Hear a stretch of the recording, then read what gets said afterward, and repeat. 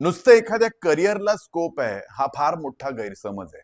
हल्ली अनेक जण म्हणतात मेडिकलला स्कोप आहे, इंजिनिअरिंगला स्कोप आहे आणि आता तर AI ला पण स्कोप आहे वगैरे वगैरे.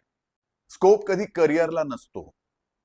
ते करिअर करायला ज्या क्वालिटीज लागतात, जे स्किल लागतं, जे लाइकिंग लागतं, ते जर तुझ्याकडे असेल तर तुला त्या करिअरमध्ये स्कोप आहे.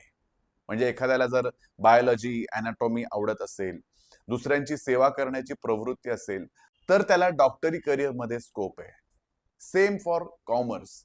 जर आकडेवारी आवडत असेल, पटापट बेरजा वजाबाक्या अशा हाताच्या बोटांवर करता येत असेल, तर तुला अकाउंटन्सी कॉमर्समध्ये स्कोप आहे. Profit and loss account, balance sheet याच्यामध्ये स्कोप आहे. Same for engineering. आणि आर्ट्सच्या बाबतीत तर फारच मोठा गैरसमज आहे. बाकी काही नाही जमलं तर तू आर्ट्सकडे वळ.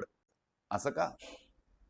हिस्ट्री, पॉलिटिक्स, समजा इतिहासामध्ये इंटरेस्ट असेल तर उत्तम आर्किओलॉजिस्ट होऊ शकतो. लिटरेचरमध्ये इंटरेस्ट असेल तर एक लेखक होऊ शकतो. मराठी, संस्कृत, हिंदी, इंग्रजी, उर्दू याच्यामध्ये उत्तम उत्तम साहित्य करता येऊ शकतं. तर त्याच्यामुळे आपली बुद्धी कुठल्या क्षेत्रात चालते त्याच्यामध्ये आपल्याला स्कोप आहे हे ओळखलं पाहिजे.